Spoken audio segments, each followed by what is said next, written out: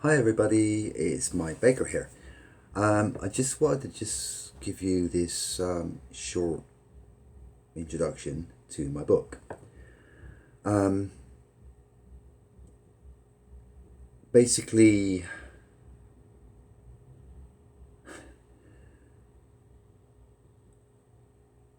basically, I had to lose everything in order to change everything.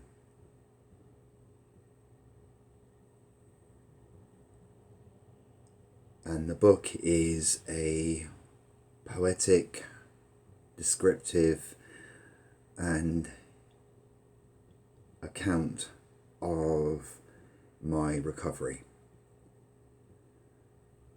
I tried to change my life and tried to change everything when I was employed and when I was with a family and I was living on my own.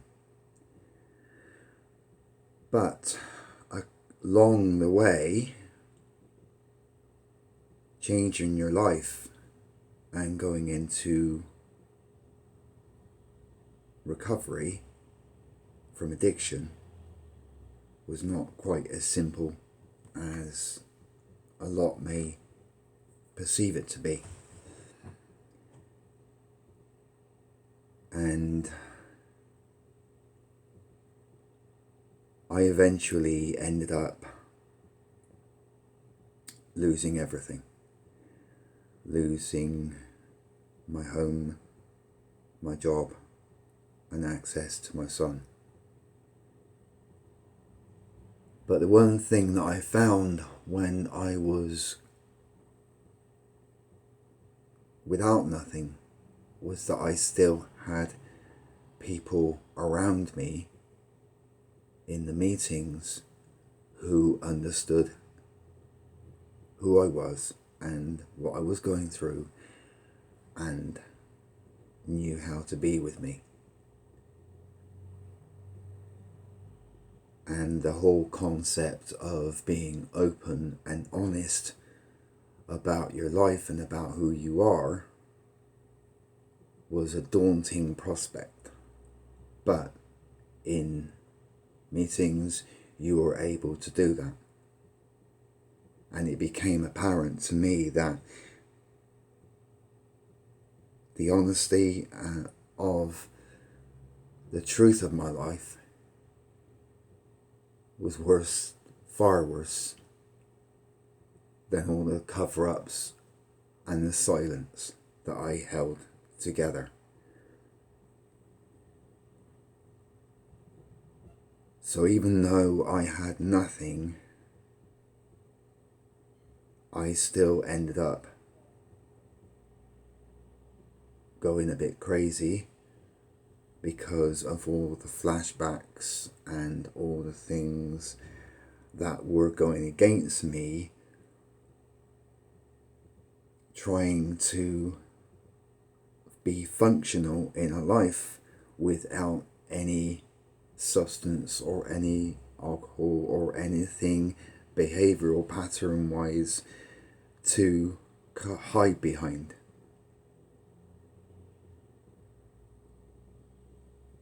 And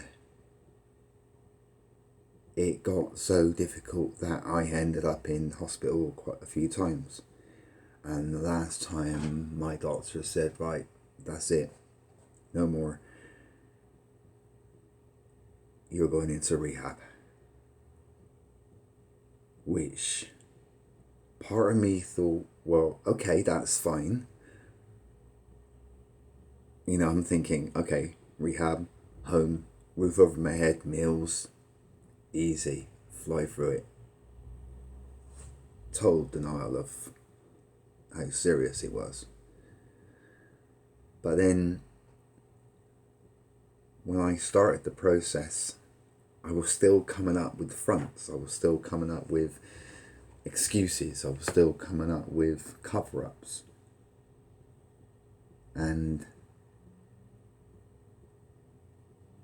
But The only thing was, I was writing, because writing was the only way that I could express how I was feeling inside.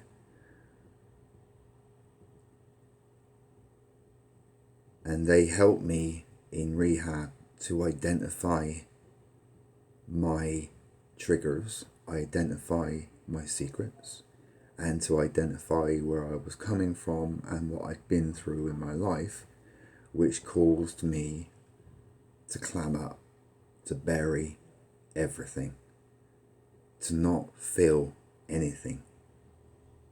And when I covered up all the bad stuff, I also covered up all the good stuff that happens in your life. And that was the thing. I didn't realize how much of the good stuff and how much I had been through and experienced in my life to give it any credit, because the bad stuff overtook everything. And I had to change my mindset from going from the negatives to the positives. But I had to exercise all the negatives, all the cover-ups, all the things I hid behind and I used on. Exercise them, bring them out in the open, own them, deal with them, and then let them go. But it wasn't until I got out of rehab and I got into treatment was where I recognized my writing poetry. But I also had a way of communicating with people, of relating to people, of being like an advocate. And that's where I started writing on a voluntary basis for a magazine that we created for the homeless people, by the homeless, because of the experience that I had had over the years.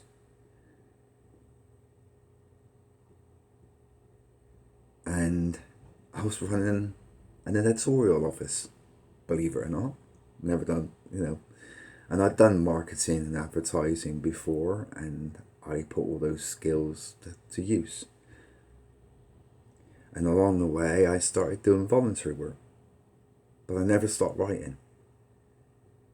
And I found myself traveling, getting out into the world, and talking to people, talking to audiences about my life and what I'd been through and what got me through.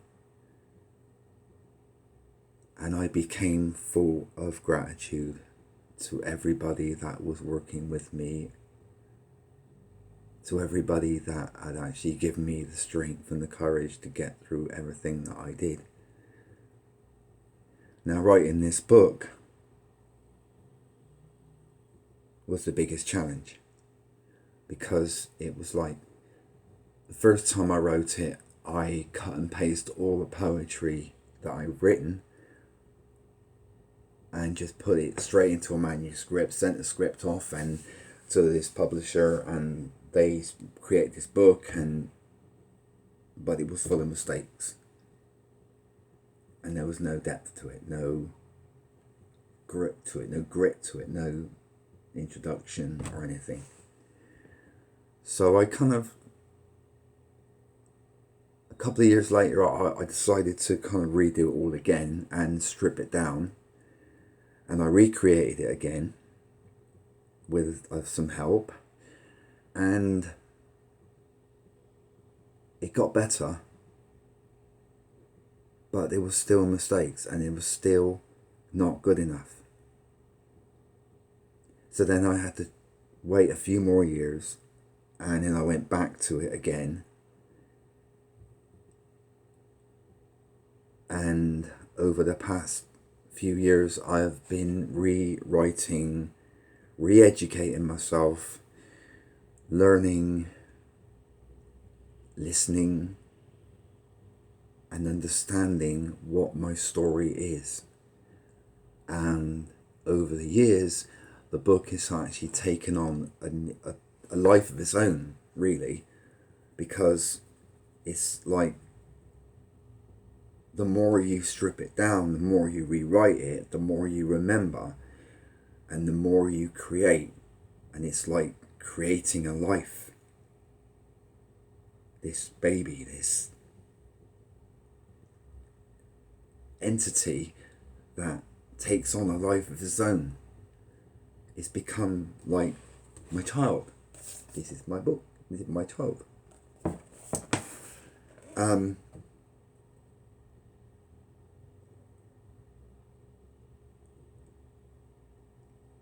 The first time I published it, I did it on Kindle, but I had to do a stripped back version, which took out a lot of what the essence of the book was about. Now, everybody that has read the book so far, or everybody that's seen anything about the book, kind of gets the idea. I've heard it said it's about drugs, it's about this, and it's about that, and and really, it's about recovery. It's about life changing. It's about taking chances, facing your fears, and no matter how bad things get, things can actually get better if you keep going, if you keep moving forward. I faced so many challenges during my recovery, but I never gave up.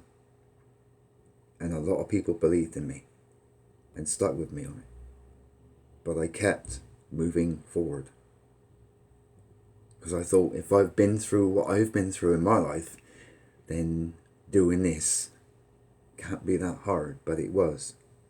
But I had the strength in me to kind of like endure and persevere and move forward. I know there was a lot of procrastination involved, and a lot of putting off things, and a lot of excuses, but eventually I pushed forward and completed it after rewriting it over and over and over and over and over again, night after night, minute after minute, every spare time I had. But I had a final push and a final encouragement with a lot of hard loving that got me to complete it.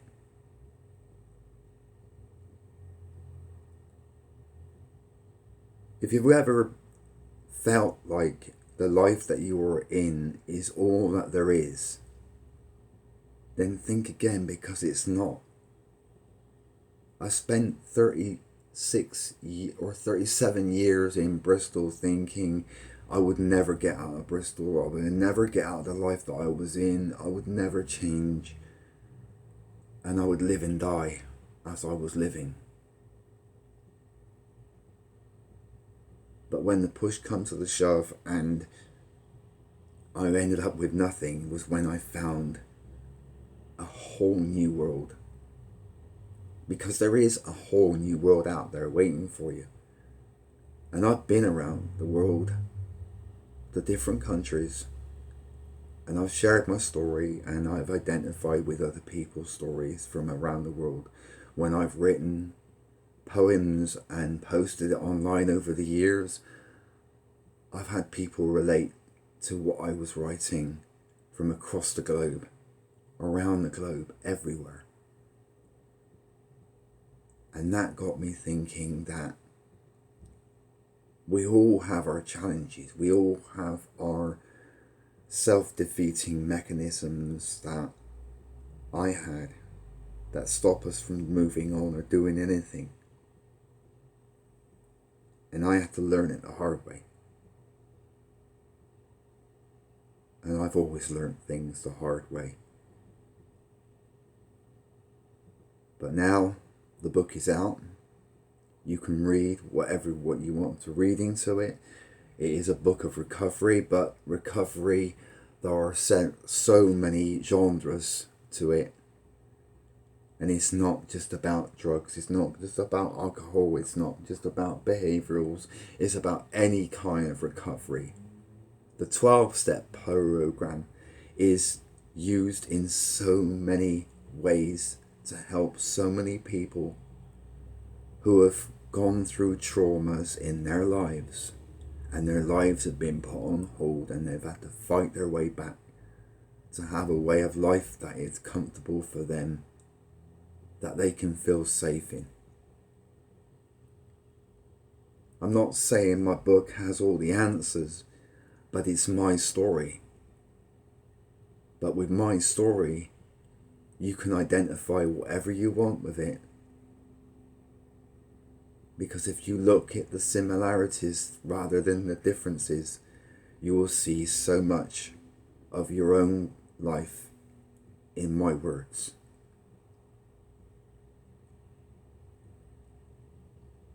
If you want something that's worth reading, that's gonna help you to live a functional and happy and positive life, then read this. Alright, because this is my heart and soul in this book. This is everything in me in here. Right. And I didn't realise that until I finished it. Until I had to break it down. And then I realised. But it's there. It's on Amazon, amazon.com or amazon.uk.uk. And if you're a Prime user, it's free delivery. But if you have any problems ordering it or receiving it, then contact me. I'll give all the details at the end of this video when I do the write-up, and let's see how it goes. But give it a read. You can download it. You can email, get it delivered to you, or I will deliver it to you myself, as long as you're local. But yeah, it's well worth a read because it's real, because it's my honesty, my truth, as I understand it, and as I began and know how it has made a difference. And now I've just got to get it out there, me out there, and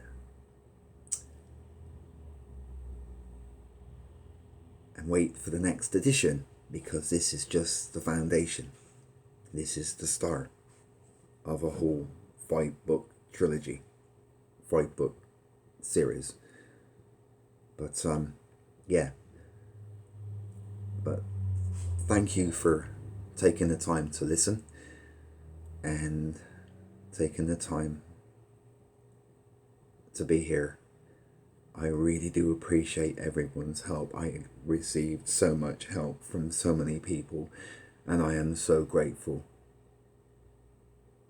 to everyone, because you gave me the light and the power and the strength I needed to get this done. So thank you. Thank you so much.